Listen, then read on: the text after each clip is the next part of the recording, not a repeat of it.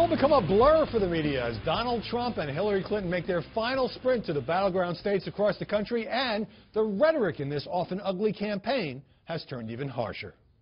She will get us into World War III. She will get us into World War III. I will tell you that. She's incompetent. She will get us into World War III. The arrogant political class never learns. I am sick and tired of the negative, dark, divisive, dangerous vision and behavior of people who support Donald Trump. Joining us now to analyze the campaign coverage in these chaotic last days, Erin McPike, a political commentator and former reporter for Real Clear Politics. Molly Hemingway, senior editor at The Federalist. And Joe Trippi, Fox News contributor and a Democratic strategist. Erin, a number of pundits came out 2 weeks ago, said this race was over, done, Hillary was going to win, who's going to be in her cabinet, no way Trump could pull this thing off. Was that, in retrospect, reckless? It was in a way, because throughout the primary, the media kept saying that Donald Trump couldn't win the primary, and then he kept winning state after state after state and became the nominee. I guess we know that the media will never learn, but maybe, just maybe, this time we know that it's always going to be a race until it's over. Molly, I'm not saying Donald Trump is going to win, but given that whole history of journalists and pundits writing him off and also the avalanche of negative stuff in the press against him, he's still in contention. So what does that tell us about the role of the press here? Again, people should be very humble when they're analyzing how things are going in this race. That humility should have been built in from how often we got things wrong during the primary. At the same time, this change of heart is actually completely legitimate. It did seem like it was unwinnable a few weeks ago. It's still an uphill climb for him, but the change is because he has gained in the polls and because Hillary Clinton has had such a bad couple of weeks. So this is not necessarily a problem. This is just reflecting the reality of the changed race. I know your middle name is Humility, Joe Trippi, but many on your side did think it was a virtual lock for Hillary. But don't veteran commentators know that even without the FBI and this other stuff, that races almost always tighten in the final days, presidential races? I think a lot of commentators said things like that or prefaced it with, hey, anything can change. The more cautious ones did. Yeah.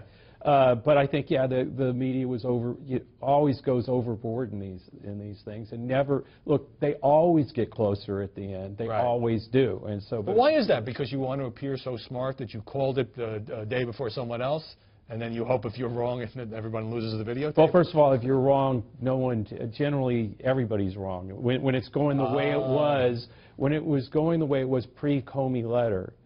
Where everybody was sure it was going to happen, there's like little danger in doing it. So and you set up my next question. Looking back, did the media overestimate the impact of James Comey sending that letter to the Hill, opening an inquiry into Hillary Clinton's emails, Anthony Weiner's laptop, and all of that, because it was covered wall to wall as if it was the biggest bombshell of all time? It was a big bombshell, and we talked about this last weekend. It needed to be covered in a big way I agree with that weekend when it broke. But I think the coverage has sort of evened out as we've gone on the last 9 days or so.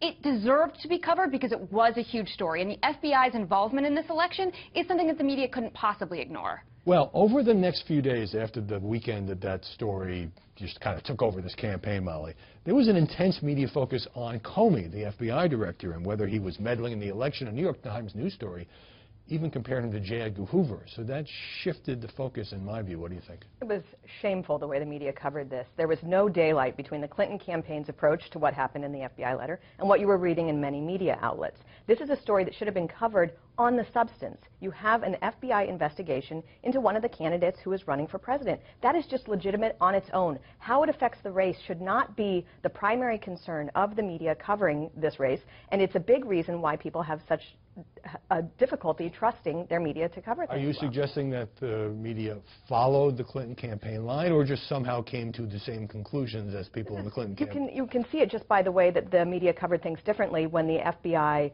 let her get away with the mishandling of classified information in July, a lot of Republicans were upset at that. And you saw the media coverage saying that this was so awful that you would question an FBI investigation. All of a sudden, when this changes, they also change. So it's following the Clinton campaign instead of doing real journalism. You can't take this out of the politics of it. I mean, it's got to get covered, and there were politics. And the other thing that was going on was the Republicans. I mean, both sides for partisan purposes piled on, and the press initially covered what Chavis and some of the other Republicans and Trump were saying, and that immediately politicized No, what they said was that there was a reopening of an investigation, which is obviously true, and immediately you had the media changing the headlines on their stories in response to Clinton campaign complaints, and it was the silliest, most ludicrous thing to say that this is not a reopening of an investigation. And it's a criminal investigation, and that she's going to jail, and that if he was president, he'd jail her. I mean, come on, they're going to cover that. There is a legitimate question of whether or not the hundreds of thousands of emails that were found on Weiner's laptop could turn out to be incredibly incriminating for Hillary Clinton or nothing. We don't know, and at the time this exploded, the FBI didn't know because they weren't allowed to read the emails. But at the same time, Hillary Clinton started and her people started attacking James Comey personally. And Molly's right, that did sort of become the media narrative to some degree. Or would you challenge that? No, I think what happened was it was politicized. The Republicans, I mean, I'm not... You're saying both sides politicized it. Yeah, that's what I'm saying. Both sides politicized it. The Republicans did, and the Democrats. That's what I mean. Once this all starts happening... The media should not take part in that politicization process. They should just cover things down the middle of the road. And we have a lot of questions that we need answered about the investigation into Hillary Clinton, into the foundation, and instead we're wasting all this time talking about James Comey instead of the actual investigation. Because there's an election for president going on, and both sides, and you know, one side is trying to use this to further its cause, and the Democrats are going to push against that. If that means questioning why Comey did it and why he did it at that time, they're going to do that. And then the press has to report all this. Let me get back to the road to 270 electoral votes. Let me put up a frame grab, as we call it, of CNN the other day. Breaking news banner. We got that? There we see. Breaking news. Look at it's covered by... There we dropped the banner. Clinton dropped below 270 in CNN electoral map. The only breaking news there was that CNN analysts had adjusted a couple of states, and in their count, by their projection, Clinton was no longer a lock for 270. Remember, these are all projections based on analysts. And interesting exchange on MSNBC between anchor Brian Williams and analyst Mark Halperin over the path to 270, which Williams kind of gave Halperin a hard time. Let's take a look. I think you've gone out of your way to find the path, argue for the path, forge the path for him in an argumentative way with your co-host to the nomination tonight. I thought you were interestingly optimistic. Where are you getting the path of positivity you laid out on your broadcast tonight? Well, it's not a question of optimism. It's a question of looking at the data. It's getting rough out there. That was surprising. Now, the CNN breaking news banner, I mean, we haven't actually had Election Day yet. Oh, that's right. That was kind of an interesting, strange chyron. Now, I will say, as you know, to fully disclose my bias, I love playing with the Electoral College map. It's really fun. But put in context, I want to read you a couple of sentences on the front page of the Washington Post this morning. The U.S. presidential election has become an object lesson in everything that ails a country long seen as a beacon of freedom and hope. In the second top story of the Post, it's on the eve of the election, America is afraid. Put in perspective, talking about the electoral map is not quite that bad. You want to take an antidepressant after reading this. I see. You're suggesting the press has a dim view of this. I wonder how much of that is it's subtly really about Trump. But, Joe, look, as everybody in the press now obsesses on every new tracking poll in states like Arizona and Colorado and North Carolina and Florida and all that, and Donald Trump going to Michigan, and maybe he thinks his campaign does believe they can put that in play, and now even Hillary Clinton going back there and President Obama going there tomorrow, it still seems like a crapshoot. Well, look, you can't cover this election without the map. I mean, this isn't a national election. I mean, no one cares. Everybody knows how California is going to vote and how Idaho is going to vote.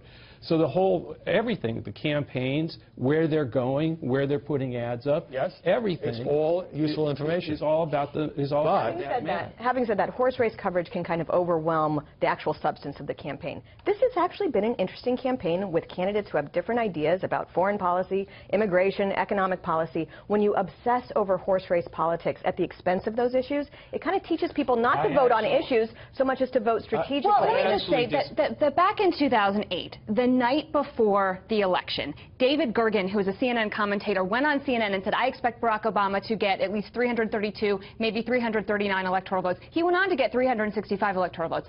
I remember watching that coverage and being surprised that someone would go on TV and say what would happen the next day. Now we do it all the time, so it doesn't shock me at all. But it did back then, but we've changed so much, it's what we do. Got to get a break. Okay. Hold it for the next segment.